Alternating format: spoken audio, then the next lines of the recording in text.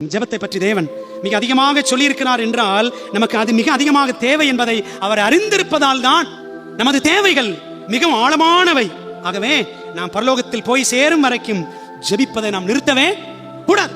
Sweet hour of prayer, sweet hour of prayer ஒரு பாட்டு இருக்கு. என் ஜெப வேளை வாஞ்சிப்பேன் கடைசி வரியில் இருக்கும்.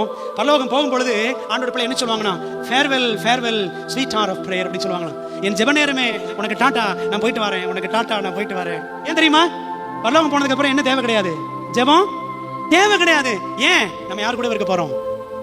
தேவனோடு இருக்க போறோம். அங்க போயிட்டு பரமண்டலங்கள் இருக்கிற எங்கள் பிதாவே அவசியமே கிடையாது. இந்த உலகத்தில் இருக்கிற வரைக்கும், பரலோகம் போய் சேரும் வரைக்கும் ஜெபத்தை நிறுத்தவே கூட. சொல்லுவாங்க ஜெபம் இல்லாத கூட கூறலாத வீடுன்னு சொல்லுவாங்க. இவர் சொல்றாரு சார்ல்ஸ் ஸ்பர்ஜன், ஜெபம் இல்லாத ஆத்மா கிறிஸ்து இல்லாத ஆத்மா. ஆகவே இடைவிடாமல் ஜெபம் பண்ணுங்கள். கொலோசியர் 4:2 இருக்கிற அந்த சட்டத்தின்படி அந்த வரி, அந்த வாக்கியமே இந்த ஆண்டின் குறிக்கோளாக இருக்கட்டும்.